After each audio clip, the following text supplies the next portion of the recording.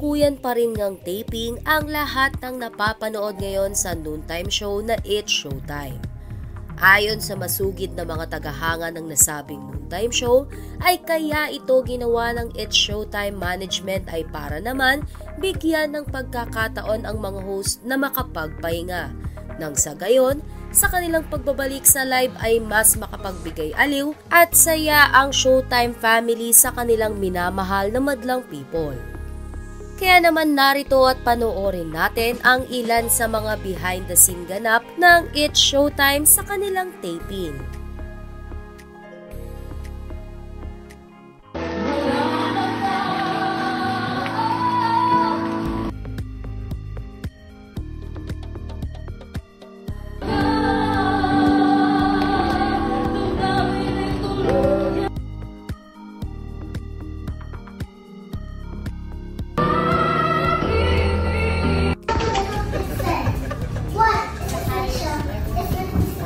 Naman lahat, yun ang alam ko kasi iba-iba din yun.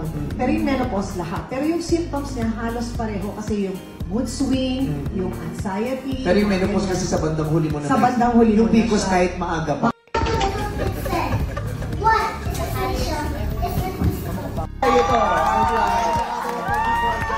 Tawagin na natin.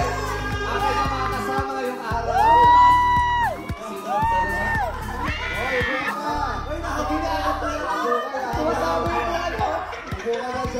Alam mo kuya, kung hindi talaga maganda yung mga binubulong mo paminsan-minsan, dapat hindi kami bubulong. Hoy, lang! Uy, mahiya ka sa test natin, galing pang alien. Basa-basa ng tubig yung kakala. Kaya alam mo po ba ng people, here's our special guest for today. Ay! Ay! Ayoko! Sabi niya, ayoko! Dalihan na ako, nailan na si David ko. Dalihan natin, dalihan natin. Dalihan na natin. Gusto mo ba siya ng ballroom?